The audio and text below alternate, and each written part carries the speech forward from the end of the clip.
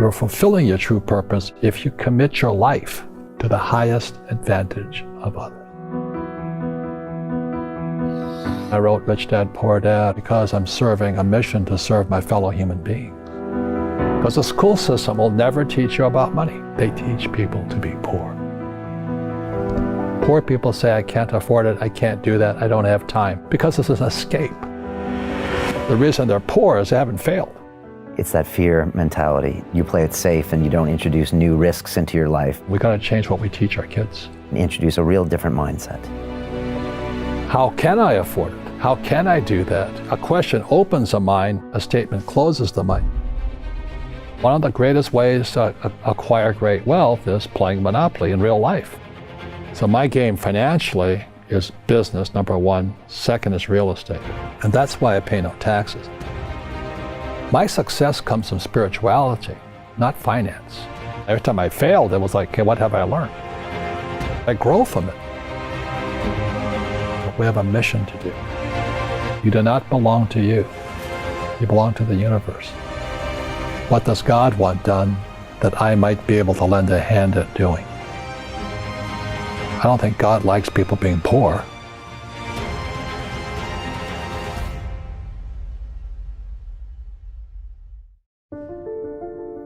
They say that the human race is doomed, that we have lost touch with our true nature, that the media has corrupted us, and that the planet has no future. I disagree. I believe that humanity is full of hope, and that our salvation lies within each one of us. My name is Brian Rose, and my job is to listen, the oldest method of learning known to man. Each week I seek out individuals that are changing the world, people who are living and thinking in a different way. Their stories will challenge your beliefs, make you question your choices, and perhaps inspire you to change. I never planned on doing any of this, but now I can't stop. Join me on this mission and make humanity something we can all be proud of. I am super excited to share this conversation with Robert Kiyosaki. I first had the chance to speak with him over 5 years ago, before we had any of this studio. And now I got to go to Phoenix, Arizona to speak with this legend. He's the author of Rich Dad, Poor Dad, which is the #1 selling personal finance book of all time, over 30 million copies. And Robert has been there and done that. He started companies, built real estate empires, and taught people how to have a rich mentality. And that's the thing about Robert. He had 2 dads when he was a kid. One was his natural dad, one was his best friend's dad, and one had a poor mentality and one had a rich mentality. A poor person says, how can I afford that? The rich person actually goes out and says, what can I do to make this a great investment? And so that's what I love about Robert. He always looks at things in a great perspective. We had a great talk about his career, his wife, his time in Vietnam, and what it's like to really understand business today, and I know you're going to love it. But what I was really excited to do was help him launch America's first weekly cash flow summit. And this is a brand new way of making money. As a former Wall Street banker, I was super excited to share this type of investment strategy with the public for the very first time. You see, this is something we used to do in the banking industry all the time. And of course, as host of the event, I was able to secure exclusive rights to offer you a space to the summit.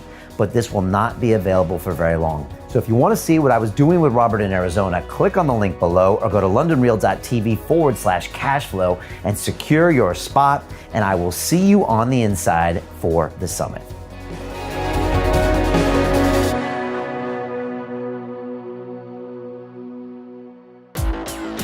London Real doesn't stop when the conversation ends.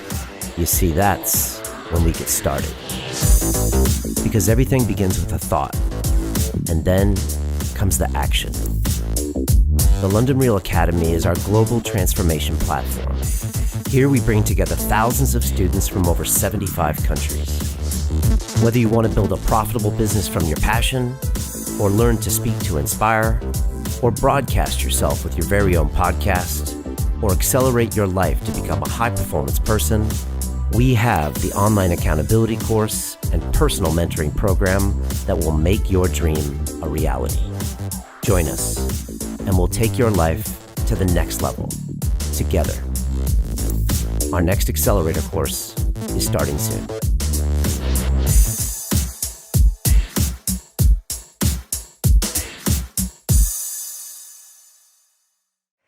This is London Real. I am Brian Rose. My guest today is Robert Kiyosaki, the entrepreneur, educator, and investor, best known as the author of Rich Dad, Poor Dad, the #1 personal finance book of all time. You've challenged and changed the way tens of millions of people around the world think about money, and you become a passionate and outspoken advocate for financial education. I'm here on location with you in Scottsdale, Arizona. Robert, welcome back to London Real. Well, thank you. I enjoyed our last interview. Yeah, it was fantastic. It's been a great day here, and yesterday as well, spending time with you. Yesterday was one of the highlights of my life, so it was fantastic. Well, it was you and me and Jim Rickards. And why was that the highlight of your life? What was happening that day that made you feel that way? Well, you ever seen a kid, like they're playing football or baseball, whatever the sport is, and they go onto the field and they meet their hero. They'd be like meeting David Beckham or somebody like that. Well, to me, Jim Rickards and Naomi Prince and a lot of the people I run around with now were my heroes. I mean, they were the guys on the field. And I said, God, they're so smart. They're insiders into this world. And so to actually be sitting next to Jim and working on projects together, and I'm going, why am I here? So that would be like, David Beckham and I playing soccer together. I mean, it's not supposed to be possible, So hanging out with Jim Rickards and know me and you, and it's like it's not supposed to be. It's impossible. But dreams do come true. Because you always thought you were the outsider, and now you're hanging out with the quote-unquote insiders, and Correct. You're agreeing on everything with them. Correct. And a lot of people get financial advice from outsiders. If maybe a financial planner, or a stockbroker, or a real estate broker, but they're not on the inside of the deal. And one of the reasons I like being an entrepreneur and being a real estate guy is I'm always trading from the inside. I know the deal. I'm part of the deal. I am the deal, But the average person who buys like stocks, bonds, mutual funds, ETFs, and saves money, they're outsiders. They have no idea what's going on between them and the real world of inside. So Jim Rickards and Naomi Prince, they were Jim was with the CIA, Long-Term Capital Management, the Pentagon, and they're the inside on what's going on with money. Naomi Prince was with Solomon and Lehman Brothers and Goldman Sachs. They're insiders. And I was this little guy on the outside trying to figure out, what are those guys doing? How are it's almost like, what's the wizard doing? How is the wizard pulling these handles and all this? And we're all outside jumping around doing as they tell us. You should save money. Okay, I'll save money. You should buy stocks. Okay, I'll buy stocks. You should put some money in bonds. Okay, I'll buy. And I said, there's a wizard in there. I want to know who that wizard is. And so Jim and these guys are as close to the wizard as I could get. How does a 9-year-old kid in Hawaii, a poor kid, get to this point? Yeah. Well, I wasn't poor by most people's standards. But I came from a family with a poor attitude, if you know what I mean. Because rich, poor, middle class, poverty starts with a fundamental attitude. So I was in Hawaii, I was 9 years old. My father was the head of education, PhD. Very smart man, good guy. And for some reason, we moved across town and I went to a school with rich kids. So this is a little town called Hilo, Hawaii. That's not on the map anywhere, but it is. It's a sugar plantation town. So when I was 9 years old, I moved to this rich kid's school. And suddenly I realized I was poor because it's relative. As Einstein, it's all relative. And my classmates were mostly white guys. And I was one of the few Asians in the class.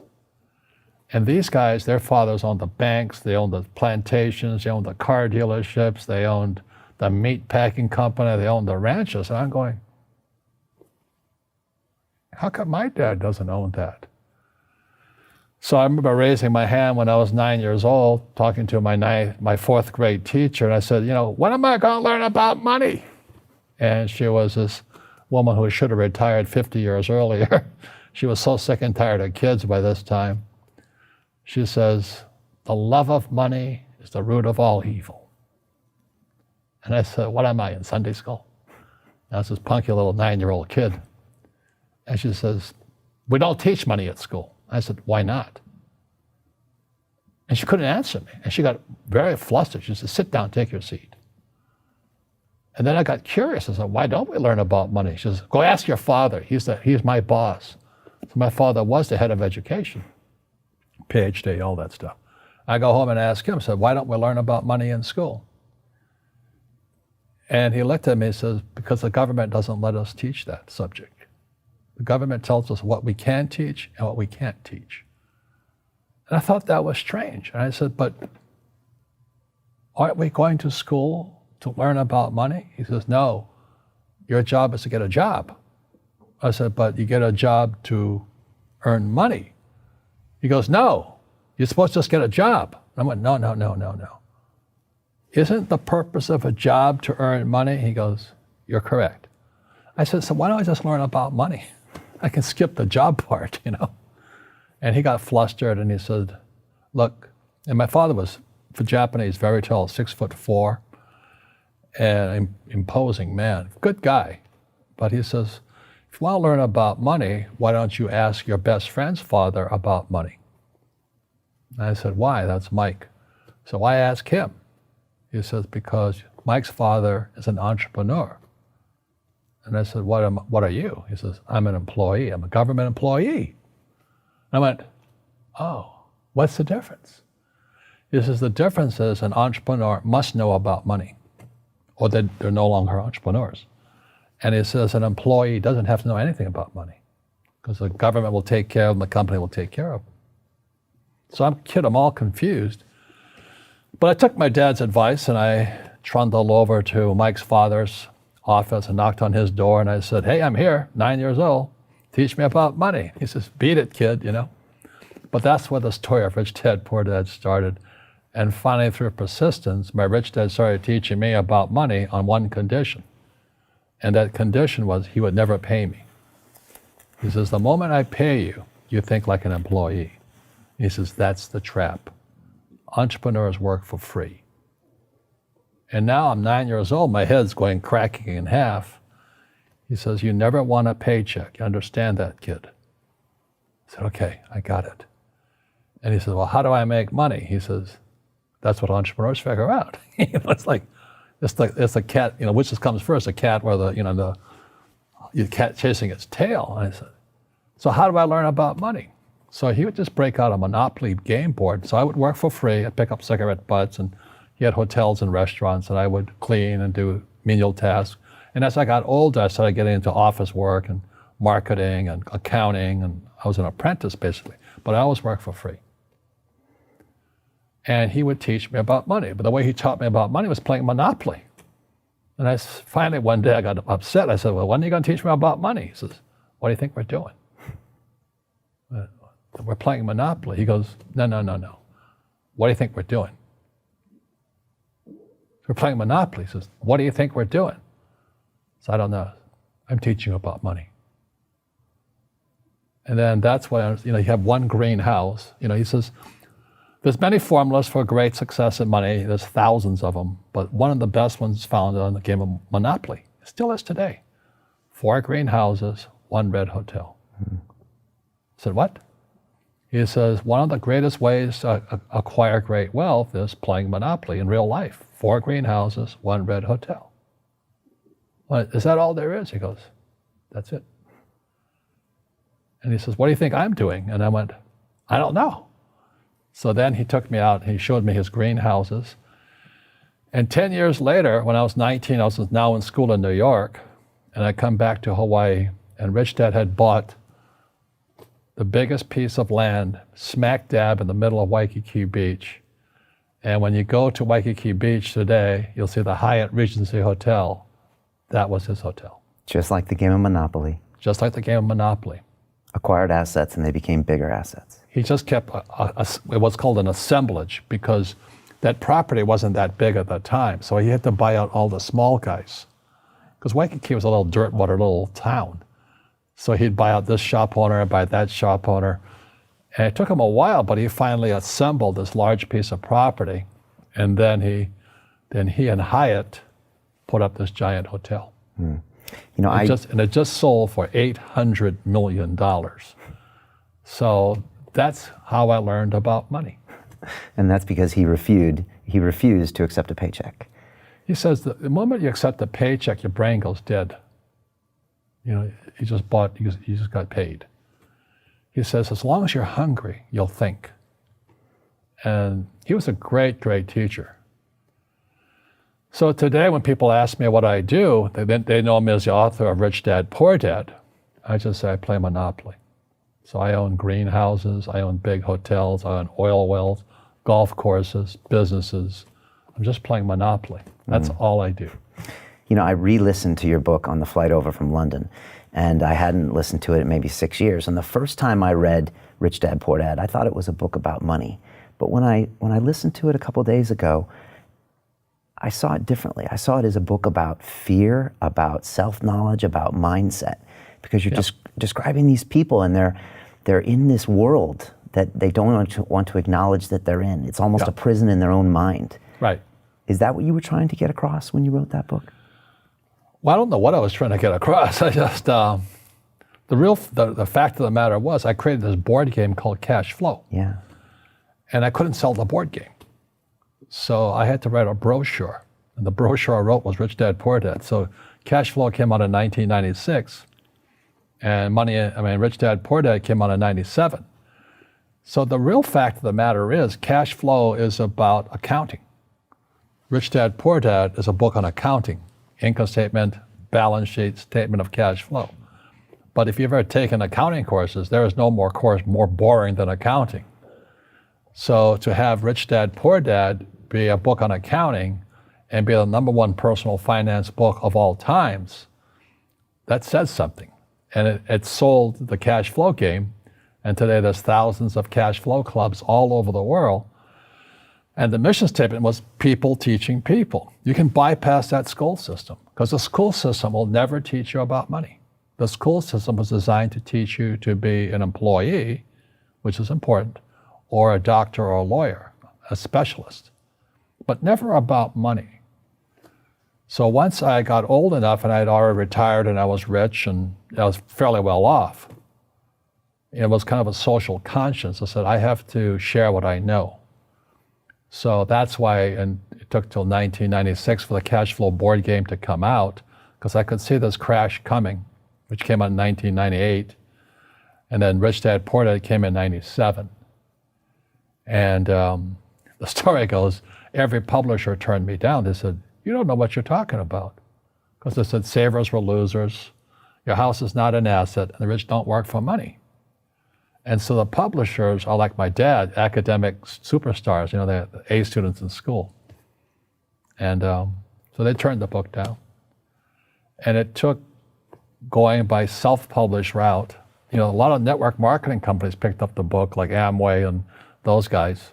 And they picked up the book to help recruit because it's about financial independence. They're about the same thing I am.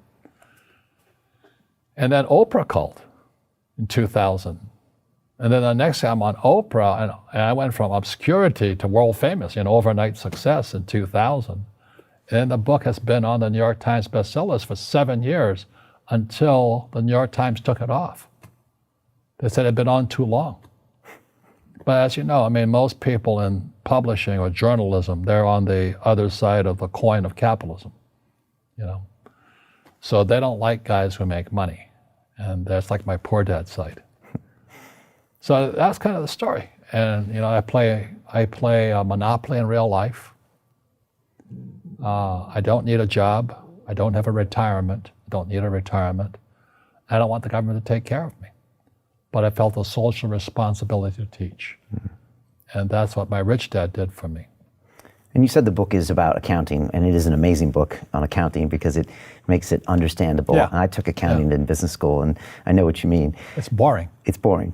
Yeah. But it is also a book about your own fears. And I think that's why it resonates with people, because you're telling them things they know is true. They know when they look in the mirror, they're not making the correct choices. They're not being disciplined. They're doing the wrong thing. And they know they're unhappy, in fear their whole lives, waiting for the next paycheck. And it's understandable. You know, we all have fear. You know, to be truthful, we all have fear. It's just how you deal with it.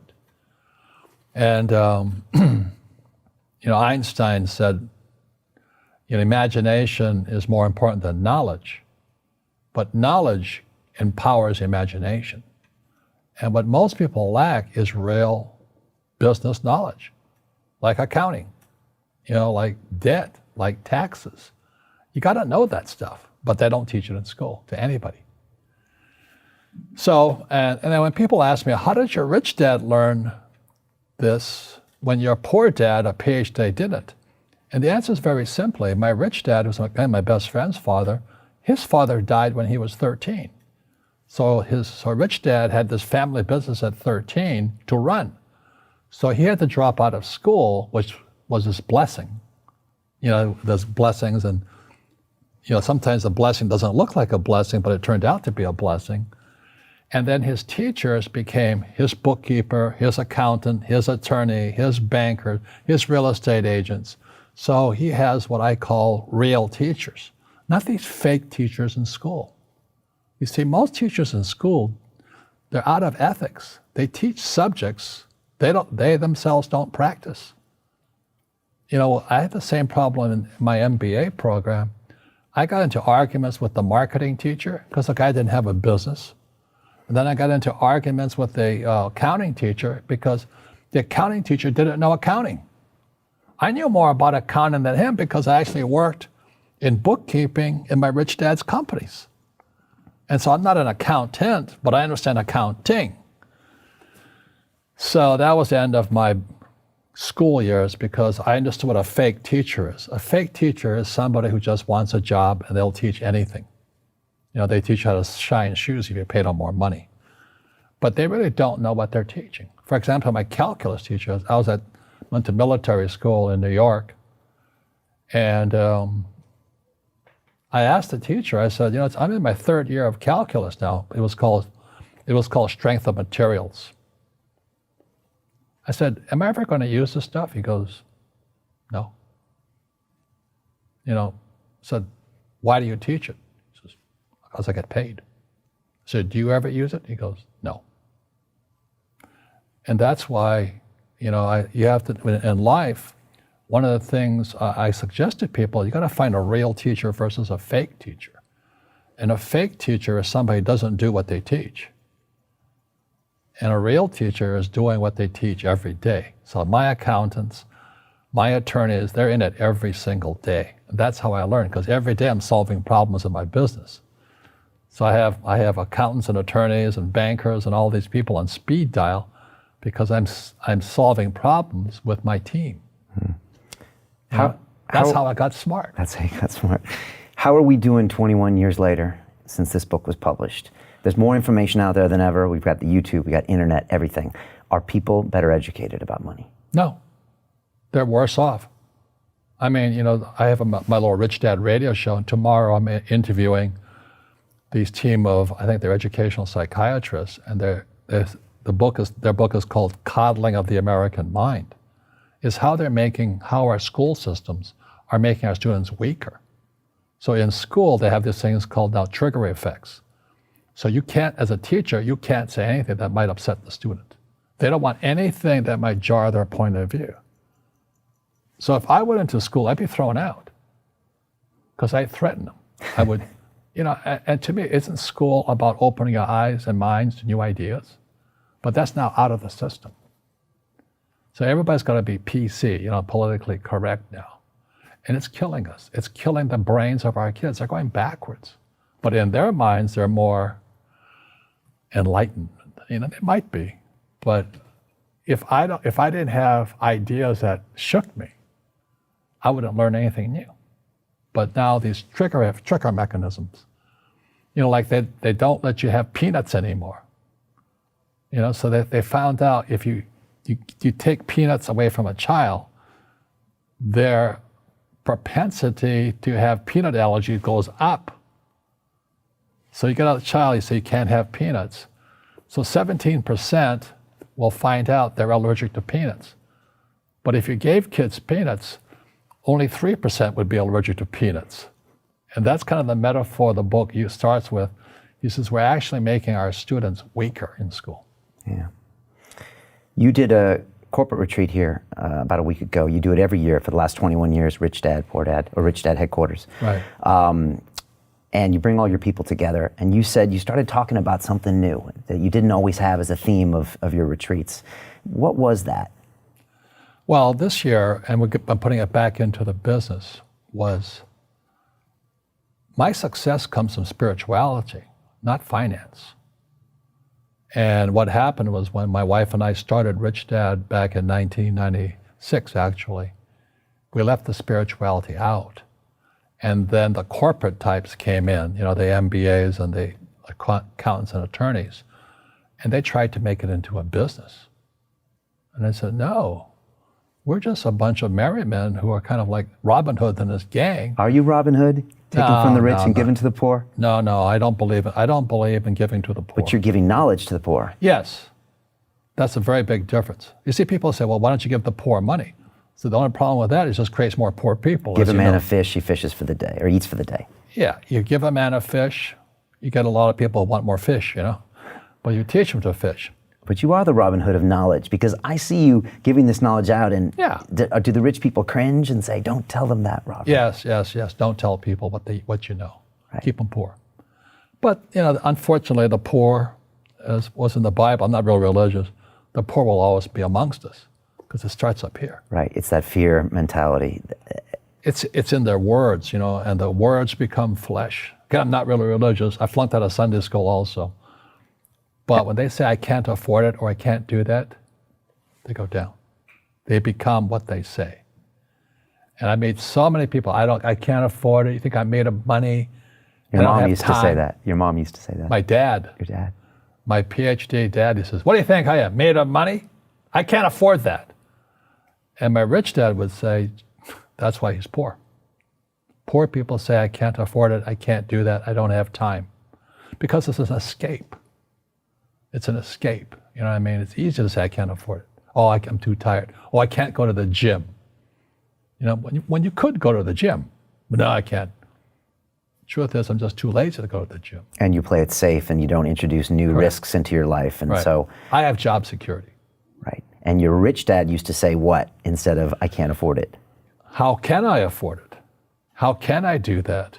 What would it take, or why should I do that? He says that a question opens the mind, a statement closes the mind. So when you say, I can't afford it, your mind shuts down, and you become what you say. Like I struggle with weight all the time. You were telling me that you were on a vegan diet and all that. Yeah. I go on a vegan diet 3 times a year. It's one of the most miserable things in the whole world, but I had the discipline to do it for 21 days. And then I'm back to pigging out again, But the thing is that we become creatures of our own habits. And until we break the habit, we don't change. So I have my retreats twice a year, 3 days. People come from all over the world, and we study together. And this time we went back to spirituality. Spirituality, most people they can't believe what they're hearing from Robert Kiyosaki, that Rich Dad, Poor Dad was originally about spirituality, because they think it's all about the money. It's not. Yeah. People say, well, money is not that important to me. Then if money is not that important to you, money is not important to you. You know what I mean? I don't care about money. The money doesn't care about you. The word does become flesh. Right. Or I'll never be rich. Or the favorite one is the rich are greedy. It's the poor that are greedy. If you think about it, because to be rich, you have to give something. I have to produce books and games, and I purchase real estate, I provide housing, provide jobs and all that. That's why I'm rich. But greedy people produce nothing. Oh, no, it's the rich that are greedy. And I'm going, hey, sports fans, you point a finger forward, 3 are pointing backwards. And so, as we know, there's a big attitude problem against the rich today. I had a guest on my show recently and he said, poor people are selfish. Yeah. Hit a lot of people below the belt. And he said, no, think about it. These people are selfish. They're always complaining about their problems. They're always focused on their own issues. Yeah. Do you agree with that? Well, the way you get rich is you solve other people's problems. Right. That's how you create value. Yeah. Right. Yeah. If you could cure cancer today, you'd be a trillionaire. You'd be an instant trillionaire. No, I'm just too busy to work on that. I think I'll play golf instead. Tell me about how you bring spirituality back into a company, a corporation, or Rich Dad. Well, because it's a business, I can't force anybody to do anything.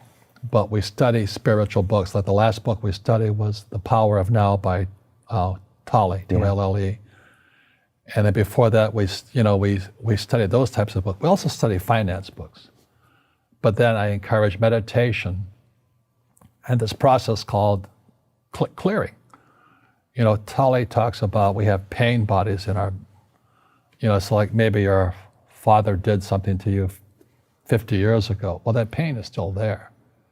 And meditation doesn't get to it.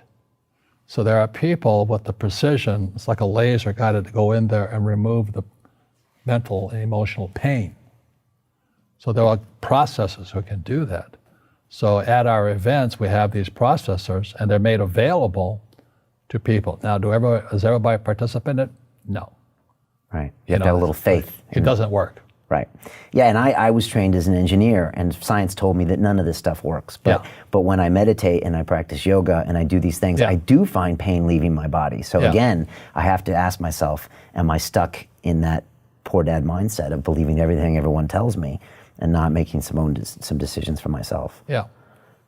Well, when people ask, like, how did I get on Oprah? How did I write a book with Donald Trump, now President of the United States? Not that I'm endorsing him. He's much hated. Good man, though. I want to talk about him. But anyway, how could I have done that? Well, it wasn't my brain. It was, Oprah had me on the program because she's concerned also. Trump and I wrote the book together because we both had rich dads. And we both are advocates for financial education. And a lot of people just hate him because he's rich or he's obnoxious. He is obnoxious, I can't give it that. But we didn't get together for about money because we both had rich dads who taught us how to make money. Our schools don't teach that. Our schools teach almost the exact opposite of that. So anyway, how does a guy like me, a little kid with no money, and it wasn't I was poor, we're very middle class, I think my father was making about $20,000 a year. And when I graduated from from college, I was making $120,000 a year. 6 times the amount he made. And I was 21 years old. And he goes, how'd you do that? I said, I didn't go to the same school you went to. You used your mind in a different way. No, I just followed my heart. Okay. I went to school to be a ship's officer to sail. So I sailed all over the world. And back this was in the 60s, if you sailed into the war zone, Vietnam, which I did, you got double the pay and no taxes. So that's how I was making $120,000 a year. And I come back, my father's still making $20,000 a year. I'm making $120K.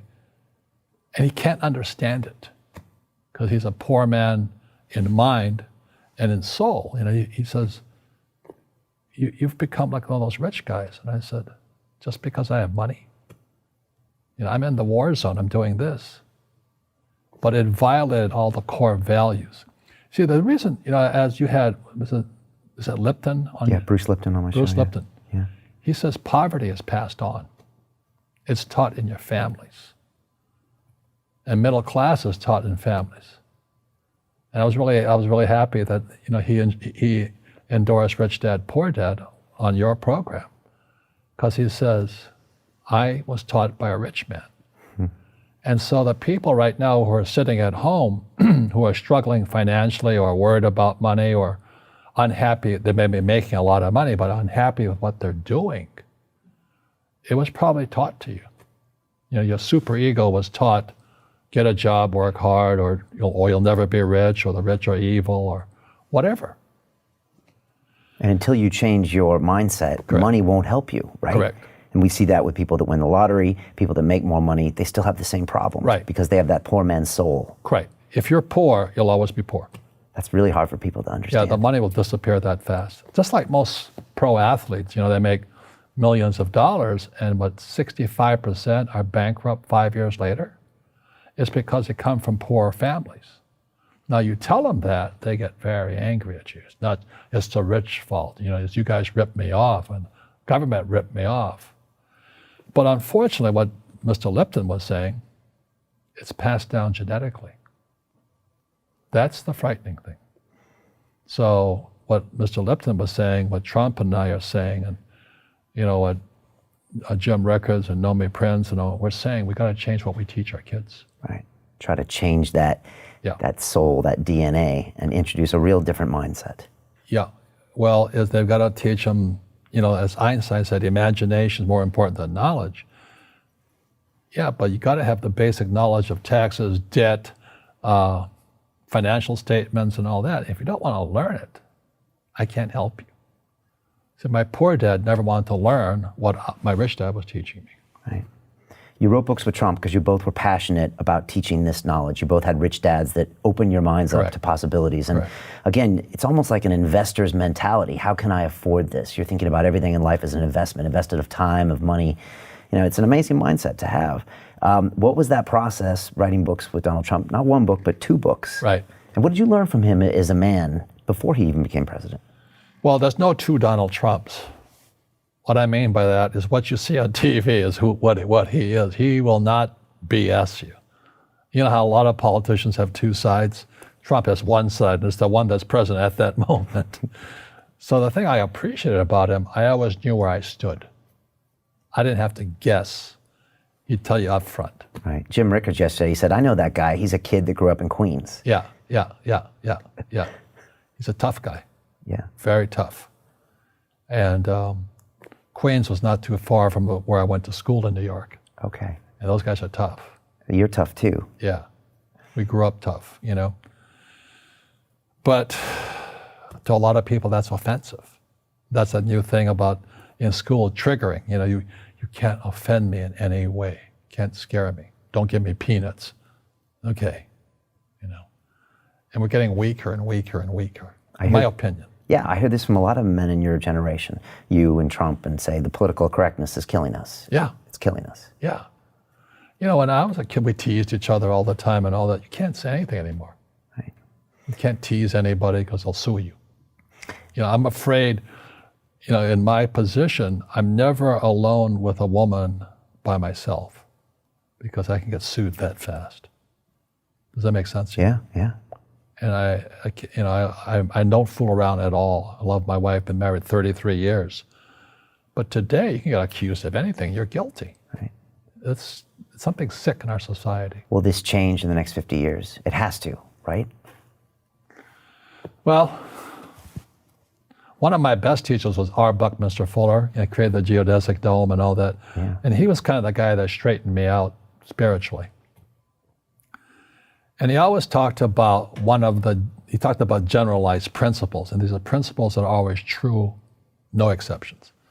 So if you drop a stone in the water, the ripple always goes out this way. It's called precession. He says there's no exception. You can't drop a stone in the water and there's no ripple. It's always a ripple. So no matter what we do, we're always creating a ripple. So it's called precession. Ephemeralization is our ability to do more with less. So you look at our cell phone now, it has more horsepower than the Sperry computer 50 years ago. That's doing more with less. So humans are getting more and more powerful. We have more power to us. Unfortunately, we're not evolved as human beings. It's horrifying. We're more antagonistic, more antisocial. Social media is antisocial. I don't even get on the thing personally. I'm very controlled at what we say, not like Trump, but because it's so antisocial today. People are so antagonistic. That's the danger part. So the reason I'm speaking on spirituality, we got to evolve. It means meditation, it means yoga, it means praying, it means going to church, whatever it takes. But you got to get back to calm and peace and meditation. What do you make of all this fighting that's going on? You know, I don't live in America anymore, but everyone tells me it's hard. It's hard. horrible. It's hard going to a dinner party because arguments break out. Fight. There's fights everywhere. We're Right. fighting with each other. We're fighting with the environment. Right. How does this play out, and how do you view that? Well, that's what I was getting at. So Fuller talked about the generalized principles. One generalized principle is emergence through emergency. So when you look at the word emergency, the base word is emerge. And what Fuller says, the only way humans evolve is via emergency, Crisis. crisis. And a big one's coming. And it's going to be, as we all know, our banks have ripped us off immensely. They're just a bunch of crooks. I don't know how they can live with themselves. But, you know, the bankers rip off trillions and they get bonused in billions. Nobody goes to jail. That's the sickness of our society.